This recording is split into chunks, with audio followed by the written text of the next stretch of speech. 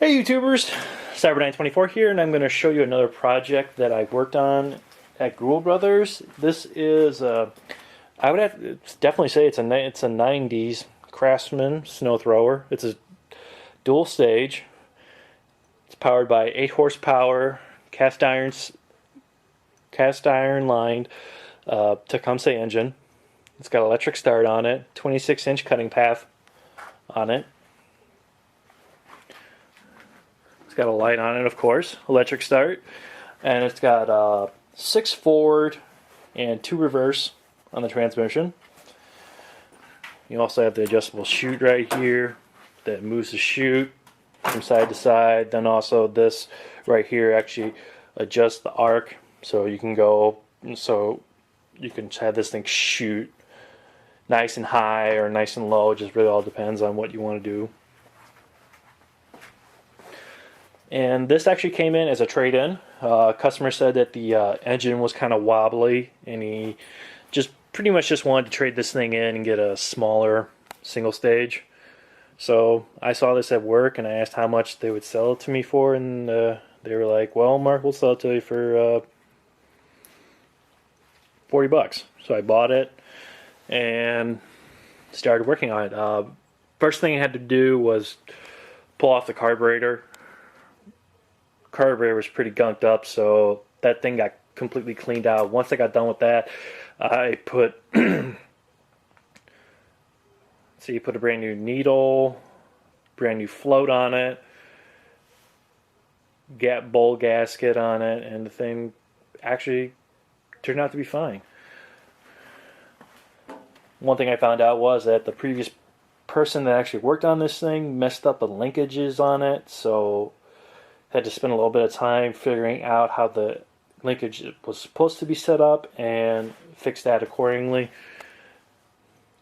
Once I figured out that problem, that was pretty much, I think, the hardest thing of all with this particular project was the whole carburetor and the linkages. The second hardest thing was actually putting a new fuel line into it, because the original one was rotted out, and I was like, you know what? Just be safe than sorry. Because one thing you have to actually do is you actually have to run this. It's really hard because you actually have to run it behind some of this stuff. And it's just, to be honest with you, it is a royal pain in the butt just to do that. So that took a little bit of effort to get that finished. Once the fuel line was replaced, the only few things I really had to worry about was that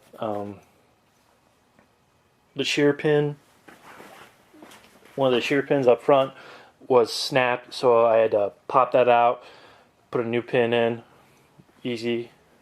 The customer did say that the motor was kind of wobbly a little bit when the thing was started. One thing I noticed was when you flip this thing up, put this thing on the ground, and took this little black cover that's on the bottom, when you took it off and you actually looked underneath of the housing and see where the bolts bolted into the housing, that there was some cracking in the actual metal. It's cracks in the metal. So remedy, I thought, was to put a brand new not put a new, but put some washers on top of the cylinder head. Around the motor mount bolts, and that sort of gives it a little extra bite onto the housing, and it solved that problem. Once I got done with that, the only thing I really had to do was take the tires off, put some anti-seize on it, which is one thing I really do recommend, because especially if you're gonna have equipment like this that's gonna have direct contact with a lot of moisture. You don't want any kind of water getting in between the tire and the shaft and having it seize onto the shaft itself, because then it just becomes a royal pain just to get these tires off if you have to service the tires in any way, shape, or form, or replace the drive shaft.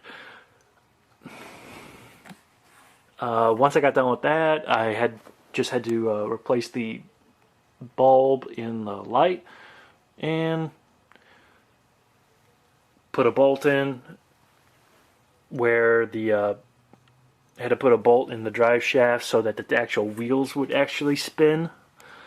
Because for some reason is if you started it and put the thing in any kind of drive position, any speed, the tires would not spin. Once I put the pin in, the bolt in, tires spin, problem solved. All in all, this took me a few weeks, like 3 weeks to get it completely fixed. I figure is with the amount of money I put into it, this thing will last me for quite a while. I mean, it beats having to spend over $1,000 buying a decent 2-stage snowblower, because you don't want to buy the cheap ones, because if you buy the cheap ones, then you're pretty much going to end up, well, you're going to end up having to take the thing in and getting it repaired like crazy. But it just goes to show you that, you know what, other people's trash is another person's treasure, and that you can actually salvage these pieces, these machines, instead of having to throw them away. Because pretty much as this thing would have been bought by some guys that usually come around the shop and they pick up the broken lawn mowers, snow blowers, they take them, fix them up, and then they sell them at flea markets. So this is pretty much going to be also part of my fleet at EMI Property Maintenance. But unfortunately, there has not been any significant snowfall, so this thing's been sitting in my garage, and I'm kind of unhappy about it because I really want to try this thing out and see how it does. But hey, weather's the weather.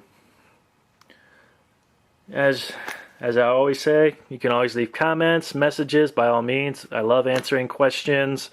If you're going to send negative comments, you know what, just save them for yourself, because I'm really just annoyed with people that have to sit there and think like they have to sit there and send negative comments like I'm claiming to be like the small engine god and know everything about it, and then they sit there and say, well, you know, you said this and this, but this is wrong, this is what's supposed to be. It's like, I mean, come on. I'm slowly, bit by bit, learning this stuff, so give me a break here, people. Well, thanks for all the views, YouTubers, and I'll have more videos coming within the next month or two. So, y'all take care, okay?